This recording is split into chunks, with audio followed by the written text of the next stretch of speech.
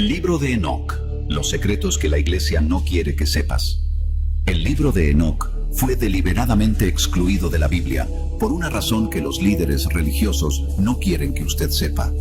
Revela secretos sobre los Nefilim, los gigantes que obligaron a Dios a destruir el mundo entero con el diluvio. Y lo que está a punto de descubrir cambiará por completo su comprensión del capítulo 6 de Génesis.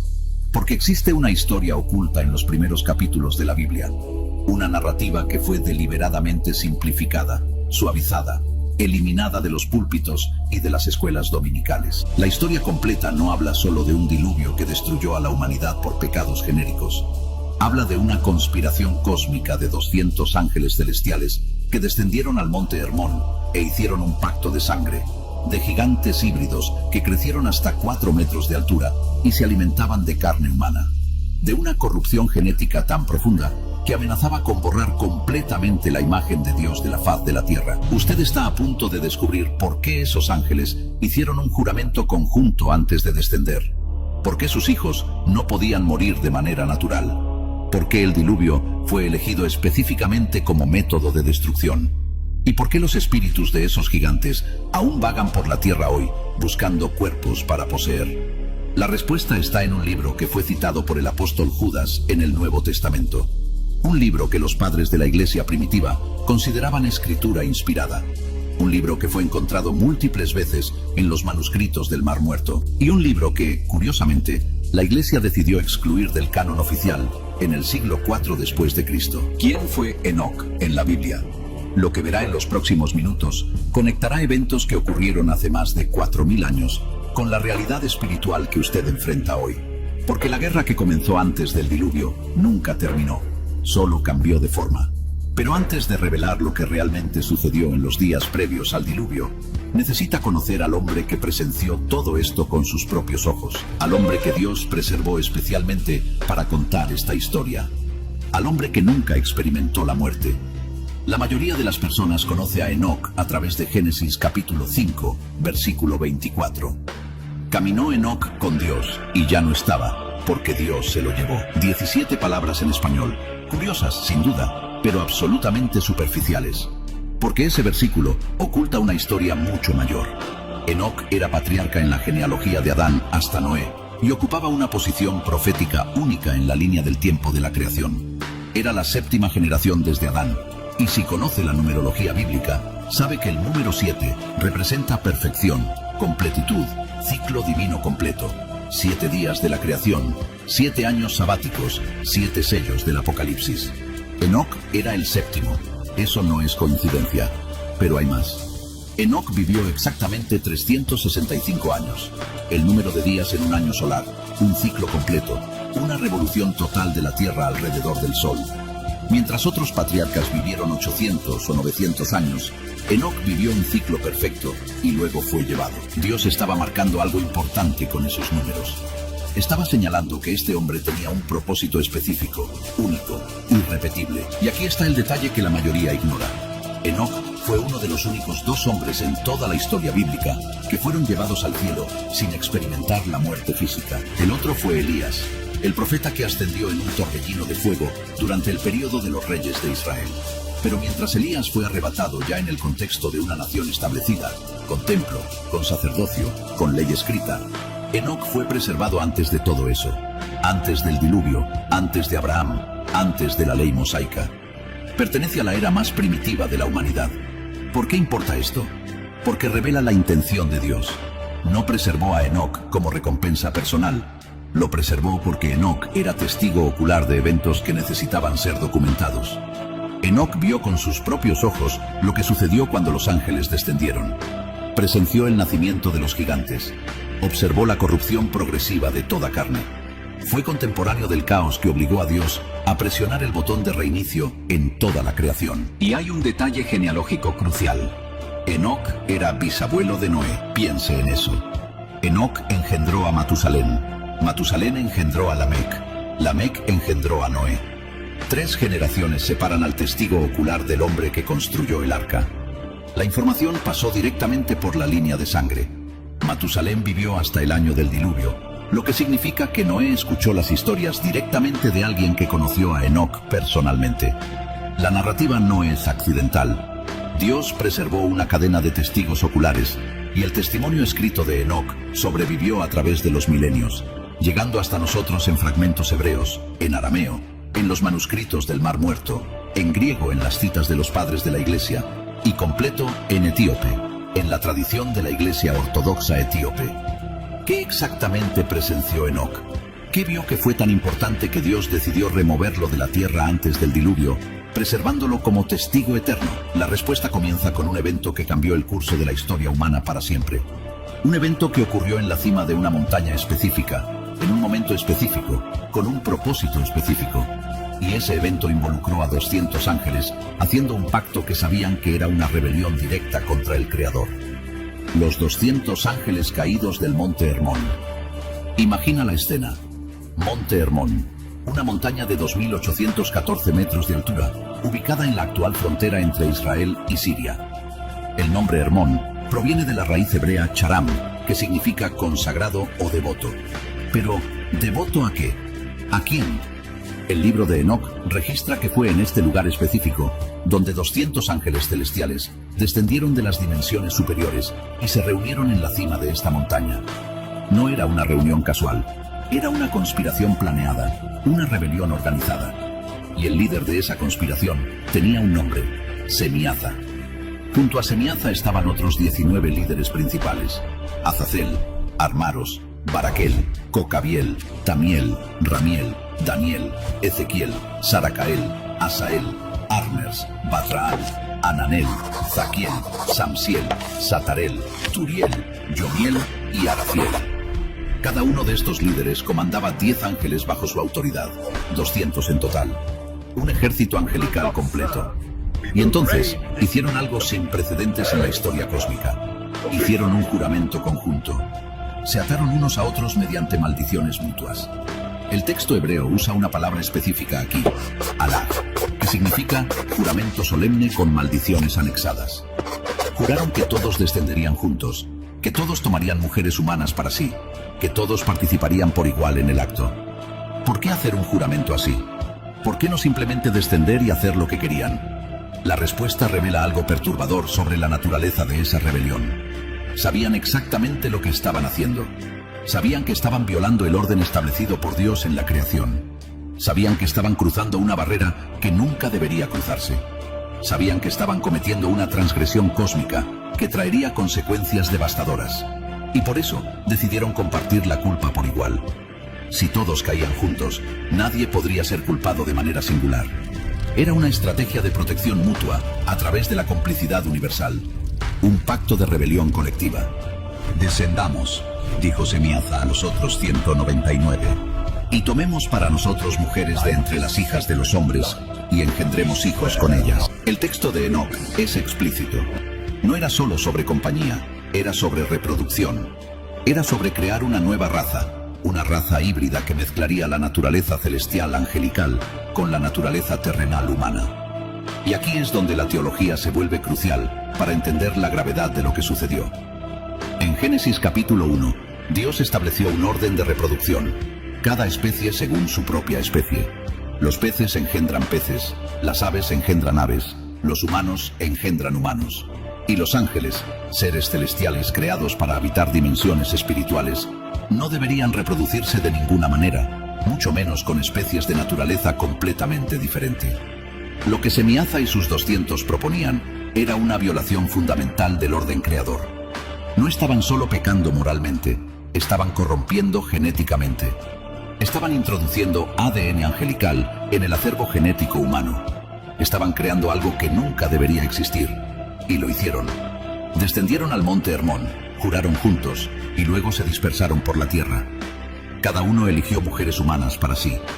El texto de Enoc dice que eligieron a las mujeres que desearon, mujeres hermosas, que les dieron una descendencia que cambiaría el curso de la historia humana para siempre. Una descendencia que crecería más allá de todos los límites humanos normales.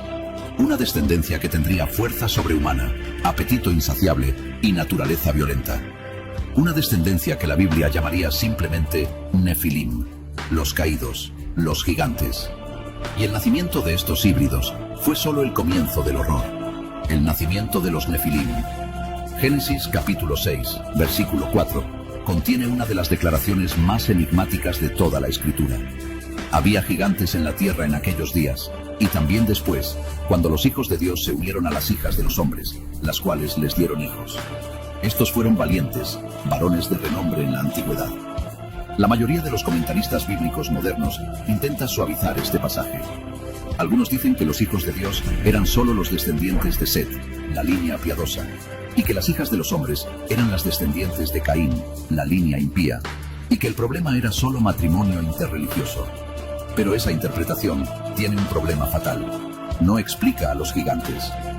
El matrimonio entre líneas humanas diferentes no produce gigantes de 3 o 4 metros de altura. No produce seres con fuerza sobrehumana.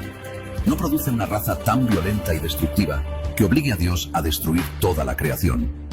Es aquí donde el libro de Enoc proporciona los detalles que Génesis solo insinúa. Y esos detalles son explícitos, detallados y profundamente perturbadores. Enoc registra que las mujeres humanas concibieron de los ángeles y dieron a luz grandes gigantes. Los manuscritos mencionan alturas que, incluso interpretadas de manera conservadora, nos hablan de seres de entre 3 y 5 metros de altura. Estos Nefilim no eran solo altos, tenían una naturaleza fundamentalmente diferente de los humanos normales. Parte de su ADN era angelical, celestial, de otra dimensión. Y esto les confería características que ningún ser humano normal podría tener. Primero, apetito insaciable. El texto de Enoc es específico. Estos gigantes consumían toda la producción de las comunidades humanas. Granos, vegetales, frutas, todo era devorado por ellos en cantidades imposibles para humanos normales. Las cosechas enteras de aldeas eran consumidas por un solo Nefilim. Y cuando la comida vegetal se acabó, se volvieron hacia los animales. Consumieron el ganado, las ovejas, las cabras, todos los animales domésticos. Luego fueron tras los animales salvajes, cazando hasta casi extinguir especies enteras. Y cuando los animales se acabaron, el texto registra algo aún más oscuro. Comenzaron a pecar contra aves, contra bestias, contra reptiles, contra peces. La palabra hebrea aquí sugiere no solo consumo, sino profanación, experimentos genéticos, mezcla de especies, creación de híbridos animales que violaban completamente el orden según su especie establecido en Génesis 1. Y luego vino la etapa final de la degradación.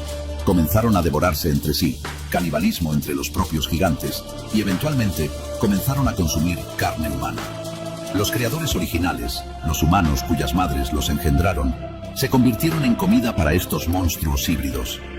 Segundo, naturaleza violenta. Los Nefilim no eran solo grandes en tamaño, eran Giborim en hebreo, valientes, guerreros, hombres de violencia. Dominaban por la fuerza, oprimían a los humanos normales, crearon sistemas de esclavitud y terror. El mundo antediluviano se convirtió literalmente en un infierno en la tierra, con gigantes gobernando a través de la fuerza bruta y el miedo. Tercero, inmortalidad relativa. Y aquí está el detalle que explica por qué el diluvio fue necesario. Debido a su naturaleza parcialmente angelical, los Nefilim no podían morir por causas naturales. No había vejez que los llevara, no había enfermedad que los matara. Su parte angelical les confería una longevidad que trascendía los límites humanos normales. Puede imaginar el terror. Gigantes de 4 metros de altura con fuerza sobrehumana, apetito insaciable, naturaleza violenta, que no podían morir de manera natural y que se reproducían. Sus hijos heredaban las mismas características. La población de Nefilim crecía mientras la población humana normal disminuía, siendo consumida, esclavizada, destruida. Los secretos prohibidos que enseñaron, y entonces Dios miró a la tierra y vio que la maldad del hombre se había multiplicado. Pero no era solo maldad moral, era corrupción genética. Era una amenaza existencial a la propia creación. Y los ángeles que engendraron a estos gigantes no se quedaron pasivos. Comenzaron a enseñar. El libro de Enoc dedica capítulos enteros a documentar meticulosamente lo que cada ángel caído enseñó a los humanos. Y cuando analiza la lista completa, percibe un patrón perturbador. No eran conocimientos aleatorios, era una transferencia sistemática de sabiduría celestial a una humanidad que no estaba lista para recibirla. Era como dar tecnología nuclear a una civilización de la Edad de Bronce. Las consecuencias serían inevitablemente catastróficas. Azazel cambió la dinámica social humana para siempre. reveló metalurgia avanzada, cómo extraer mineral de la tierra, cómo purificar metales, cómo forjar espadas, cuchillos, escudos, corazas, armaduras. Antes de Azazel, la violencia humana estaba limitada por la tecnología primitiva, piedras, palos, fuerza física. Después de Azazel, la humanidad tenía acceso a armas que multiplicaban la capacidad de matar por 10, por 20 veces. Pero Azazel no se detuvo en la metalurgia bélica. También enseñó el arte de los adornos, brazaletes, ornamentos, piedras preciosas, el uso de antimonio para pintar los ojos, técnicas de embellecimiento y cosméticos. Introdujo guerra y vanidad simultáneamente, la capacidad de matar y la obsesión con la apariencia externa. Dos caras de la misma moneda de corrupción humana. Semiaza, el líder de los 200, enseñó hechicería, no magia de escenario o trucos de ilusionismo. Hechicería real, encantamientos, el uso de raíces de plantas para alterar estados de conciencia, para crear pociones, para manipular fuerzas espirituales. Abrió la puerta al ocultismo práctico, a la brujería en su forma más pura y peligrosa. Armaros reveló los contrahechizos. Si Semiaza enseñó cómo hacer magia, Armaros enseñó cómo deshacer la magia de otros. Esto inauguró la guerra mágica. Hechiceros compitiendo contra hechiceros, sistemas enteros de magia negra, desarrollados para contrarrestar otros sistemas de magia negra. Una escalada oculta que corrompió completamente la relación de la humanidad con el mundo espiritual. Barakel enseñó astrología, no astronomía, la ciencia legítima de estudiar los movimientos celestiales, sino astrología, la práctica de adorar las estrellas como divinidades, de atribuir poder espiritual a los planetas, de usar los movimientos celestiales para predecir el futuro y tomar decisiones.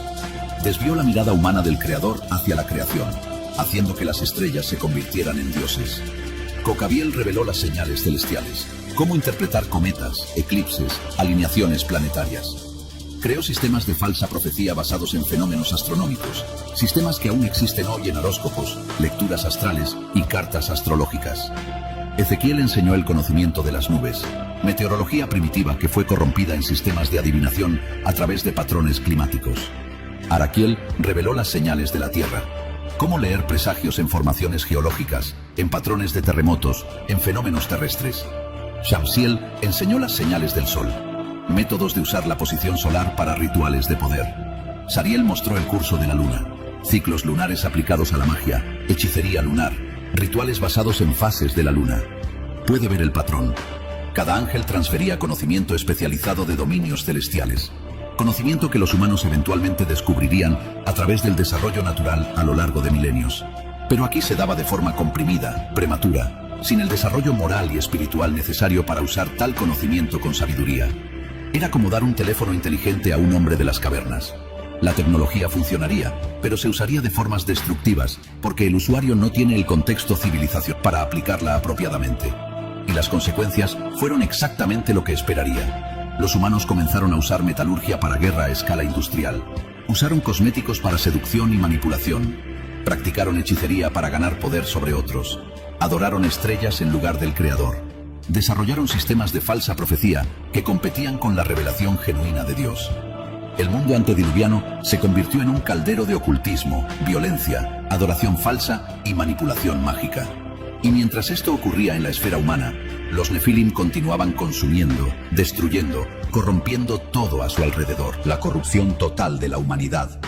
Y entonces vino la etapa final, la corrupción que obligó a Dios a tomar la decisión más drástica desde la creación del universo. Génesis capítulo 6, versículo 5, contiene una de las evaluaciones más devastadoras que Dios jamás hizo sobre la humanidad. Vio el Señor que la maldad del hombre se había multiplicado en la tierra, y que era continuamente malo todo designio de su corazón. Maldad multiplicada, designios continuamente malos. Este no es el lenguaje de pecados ocasionales, es el lenguaje de corrupción sistémica, total, irreversible.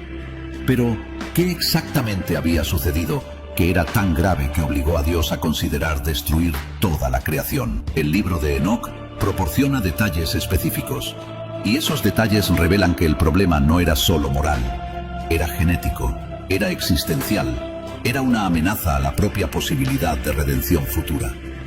Primero, violencia desenfrenada. El texto hebreo en Génesis usa la palabra chamas, que significa violencia, crueldad, injusticia por la fuerza. La tierra estaba llena de violencia. No era crimen ocasional, era un estado de guerra perpetua. Los Nefilim dominaban por la fuerza bruta. Los humanos normales eran esclavizados, torturados, consumidos. No había ley, no había orden, no había justicia, solo el dominio del más fuerte. Segundo, corrupción genética universal. Y aquí está el detalle que la mayoría pierde.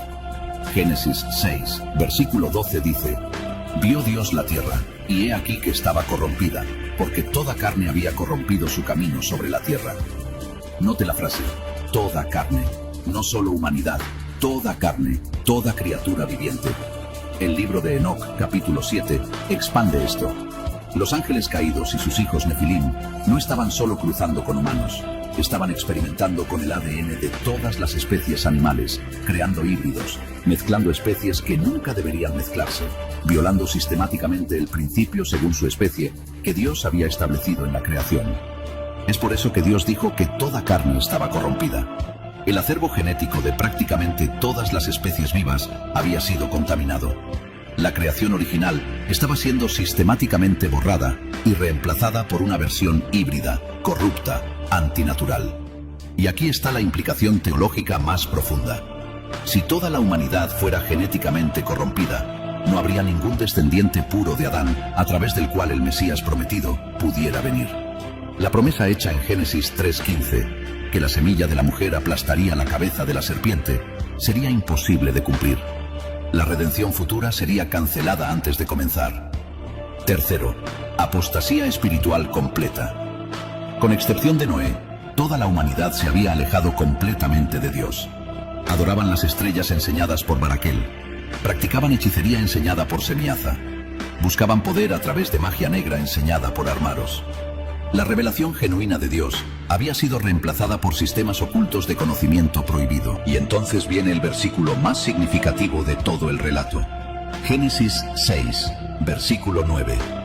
Noé era hombre justo e íntegro entre sus contemporáneos. Noé caminaba con Dios. La palabra hebrea traducida como íntegro es tamim. Y tamim tiene un significado muy específico: sin defecto, sin mancha, completo, perfecto.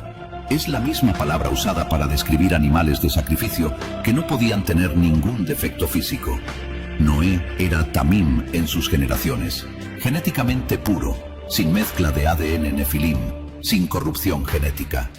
El último humano completamente descendiente de Adán, sin contaminación angelical. Y con Noé estaban su esposa, sus 3 hijos, Sem, Cam y Jafet, y sus 3 nueras.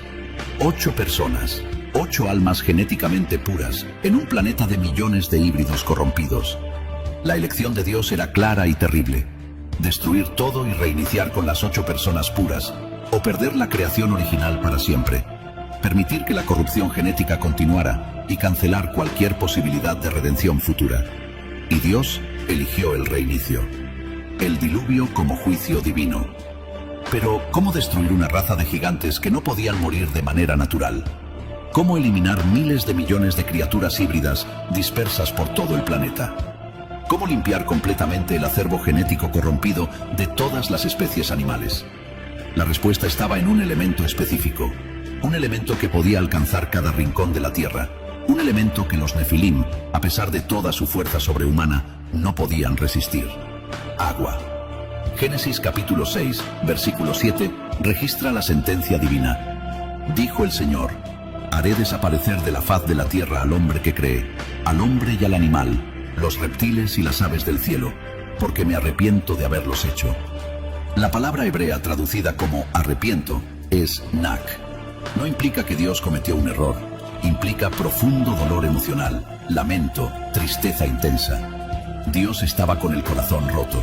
Su creación, que él había declarado muy buena en Génesis 1, había sido corrompida hasta el punto de no ser más reconocible. Pero note algo crucial. Dios no dijo: destruiré el pecado o eliminaré la maldad. Dijo: haré desaparecer de la faz de la tierra al hombre y al animal. Estaba hablando de destrucción física total, de extinción en masa, de reinicio planetario. Y el método elegido fue específico: agua. No fuego del cielo como en Sodoma, no plagas como en Egipto, no terremotos o fenómenos geológicos. Agua. ¿Por qué? porque el agua es el único elemento que alcanza literalmente cada centímetro cuadrado de la superficie terrestre. El fuego puede evitarse subiendo a lugares altos. Las plagas pueden afectar selectivamente. Los terremotos tienen epicentros localizados. Pero agua subiendo continuamente hasta cubrir las montañas más altas, no hay escapatoria. No hay refugio. No hay tecnología antidiluviana, por más avanzada que fuera, que pudiera salvar a los Nefilim. Y aquí está el detalle que conecta todo. Los Nefilim no podían morir de manera natural por su parte angelical, pero aún tenían cuerpos físicos. Y los cuerpos físicos, no importa cuán grandes o fuertes, necesitan respirar. Y el agua es el neutralizador universal de la respiración. Génesis 7 documenta la secuencia. Se rompieron todas las fuentes del gran abismo, y las compuertas de los cielos se abrieron, y hubo lluvia sobre la tierra 40 días y 40 noches. Dos fuentes de agua simultáneas. De abajo, las fuentes del gran abismo, probablemente vastos reservorios subterráneos de agua que explotaron a través de la corteza terrestre. De arriba, las compuertas de los cielos, lluvia en escala e intensidad nunca vista antes ni después. 40 días y 40 noches de lluvia continua. Agua subiendo inexorablemente, cubriendo los campos, cubriendo las colinas, cubriendo las montañas bajas. Y finalmente, Génesis 7:20 dice: las aguas prevalecieron en gran manera sobre la tierra y cubrieron todos los altos montes que había debajo del cielo. 15 codos por encima prevalecieron las aguas después de que fueron cubiertos los montes. 15 codos por encima de las cimas de las montañas más altas, suficiente para garantizar que nada, absolutamente nada que respirara aire, sobreviviera. Y la duración. La lluvia fue 40 días, pero las aguas permanecieron sobre la tierra por mucho más tiempo. Se necesitaron 150 días solo para que las aguas comenzaran a bajar, y luego más meses hasta que apareciera tierra seca. Noé entró en el arca en el segundo mes del año 600 de su vida. Salió del arca en el segundo mes del año 601. 1 año y 10 días dentro del arca. 1 año entero en que el planeta entero estuvo sumergido. 1 año en que cada nefilim, cada híbrido animal, cada humano genéticamente corrompido, murió ahogado. Un reinicio global. Una extinción en masa planeada y ejecutada por el propio Creador. Pero aquí está la pregunta que el libro de Enoc responde y que Génesis no detalla. ¿Qué sucedió con los espíritus de los nefilim después de que sus cuerpos murieron? Recuerde, eran híbridos, parte humana, parte angelical. Los humanos normales, cuando mueren, sus espíritus van al Seol, el lugar de los muertos, aguardando resurrección o juicio final.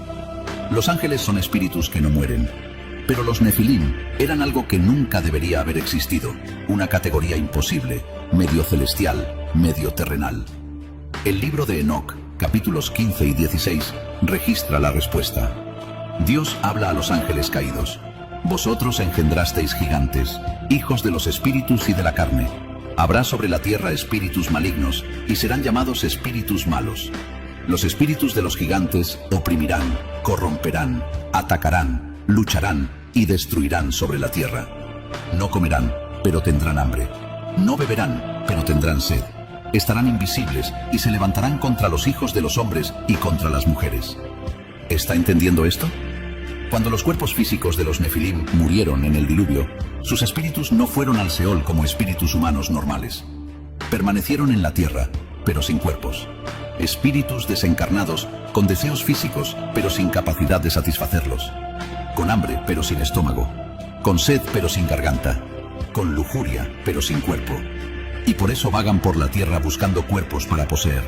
Buscando humanos vulnerables, a través de los cuales puedan experimentar sensaciones físicas nuevamente.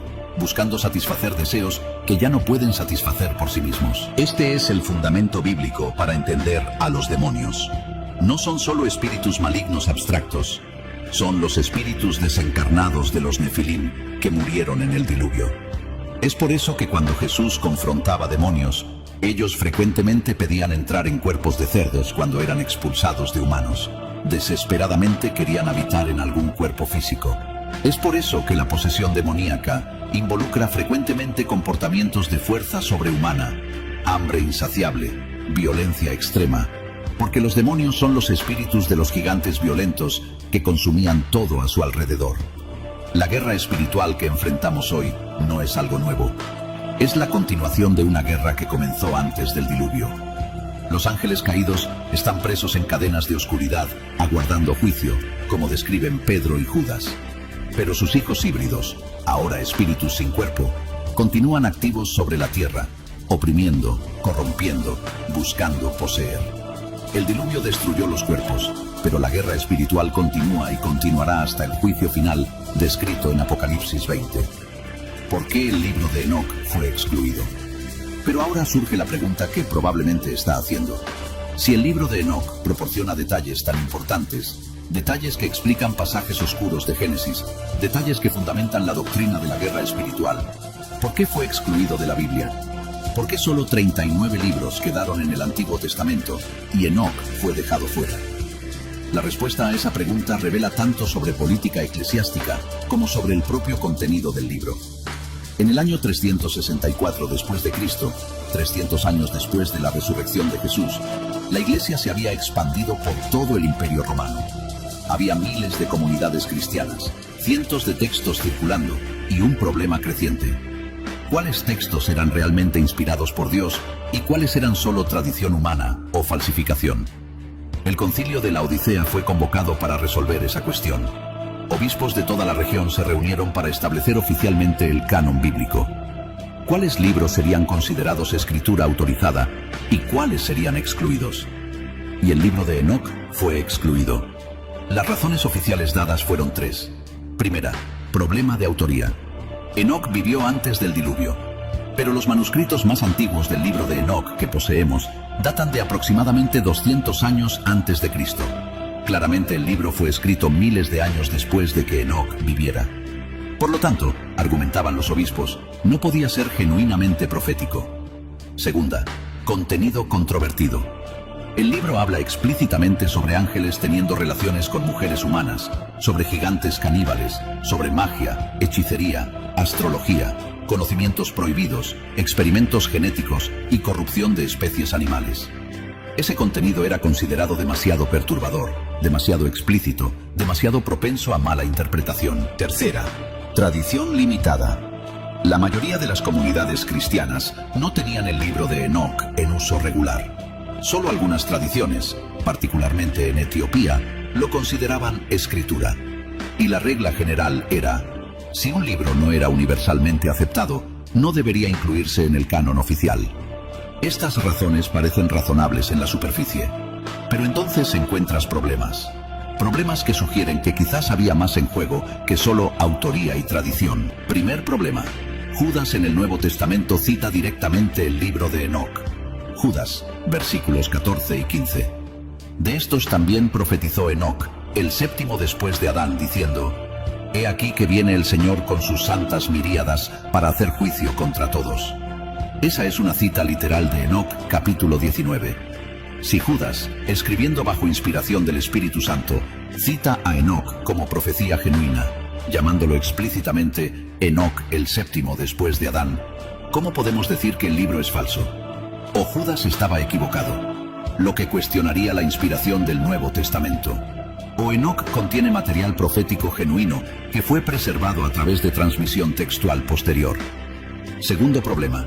Los padres de la Iglesia primitiva consideraban a Enoc como escritura. Justino Mártir, en el siglo II, referencia conceptos de Enoc. Ireneo de León cita a Enoc como autoridad profética. Tertuliano dedica capítulos enteros defendiendo la autenticidad del libro de Enoc. Clemente de Alejandría lo considera inspirado. Orígenes lo estudia extensivamente. Estos eran los gigantes teológicos de los primeros siglos de la Iglesia. Vivieron mucho más cerca de los apóstoles que los obispos del siglo IV que excluyeron el libro, y lo aceptaban. Tercer problema, los manuscritos del Mar Muerto. Cuando los rollos fueron descubiertos en 1947 en Qumrán, múltiples copias del libro de Enoc fueron encontradas en arameo, datadas de antes de la época de Cristo. La comunidad de Qumrán, que era meticulosa sobre textos sagrados, claramente consideraba a Enoc lo suficientemente importante como para copiarlo y preservarlo múltiples veces. Cuarto problema. Jesús y los apóstoles conocían el contenido. Varios pasajes del Nuevo Testamento hacen referencia a conceptos que aparecen solo en Enoc. Segunda de Pedro 2:4 habla sobre ángeles que pecaron siendo lanzados al Tártaro, usando la misma terminología griega que aparece en la versión griega de Enoc. Judas, versículo 6, habla sobre ángeles que no guardaron su estado original. Apocalipsis 12:7 habla sobre guerra en el cielo. Todos estos conceptos se desarrollan en detalle solo en Enoc. Entonces surge la pregunta: ¿por qué realmente fue excluido? Aquí hay una posibilidad. El libro de Enoc proporciona detalles muy específicos sobre la naturaleza de los ángeles caídos, sobre demonios, sobre el mundo espiritual. No deja estas cosas vagas y misteriosas. Nombra a los ángeles, describe lo que enseñaron, explica cómo operan los demonios, revela la estructura del mundo espiritual. Y quizás el liderazgo eclesiástico del siglo IV prefería mantener estas cosas más misteriosas, más controladas, más filtradas a través de la autoridad de la Iglesia, en lugar de disponibles para cualquier persona que quisiera leer. Porque cuando lee Enoc, la información está ahí, explícita, detallada. E información es poder. Y las instituciones religiosas, históricamente, han preferido controlar el acceso a la información. No estoy diciendo que fue definitivamente una conspiración. Estoy diciendo que es interesante que un libro citado en el Nuevo Testamento, aceptado por los padres de la Iglesia, encontrado en Qumran, que proporciona contexto crucial para Génesis 6, fue sistemáticamente removido del canon y permanece ausente hasta hoy en la mayoría de las Biblias. La excepción es la Iglesia Ortodoxa Etíope. Ellos mantuvieron a Enoc en el canon oficial. Para ellos, Enoc es escritura como Génesis o Salmos. Y cuando lee sus liturgias, sus oraciones, su teología, percibe cómo Enoc informa profundamente su comprensión del mundo espiritual. Conclusión y reflexión final. Entonces, aquí está lo que descubrimos en esta investigación. 200 ángeles celestiales descendieron al monte Hermón e hicieron un pacto de rebelión. Cruzaron con mujeres humanas y engendraron gigantes híbridos llamados Nefilim.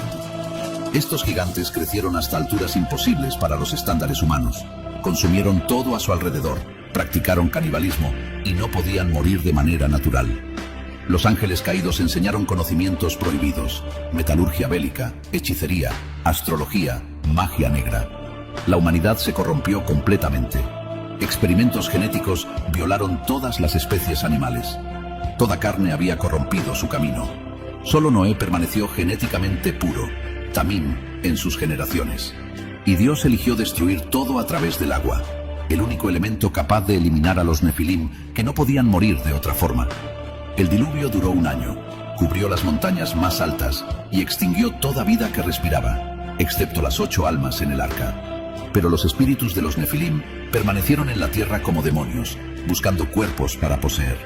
Y el libro de Enoc, que documenta todo esto, fue excluido de la Biblia en el siglo IV. Citado por Judas, aceptado por los padres de la Iglesia, encontrado en Qumran, pero removido del canon oficial. Ahora entiende por qué el diluvio no fue crueldad divina. Fue cirugía cósmica de emergencia. Fue la única manera de salvar a la humanidad de la extinción genética total, de preservar el linaje a través del cual el Mesías prometido podría venir, de impedir que la Tierra se convirtiera permanentemente en un planeta gobernado por híbridos angelicales. La historia que nos contaron en las escuelas dominicales estaba incompleta. Dios destruyó el mundo porque las personas estaban siendo malas. Técnicamente verdadero, pero profundamente insuficiente. La historia completa involucra ángeles rebeldes, conspiraciones cósmicas, gigantes caníbales, corrupción genética universal y una decisión divina de presionar el botón de reinicio antes de que la creación original fuera completamente borrada.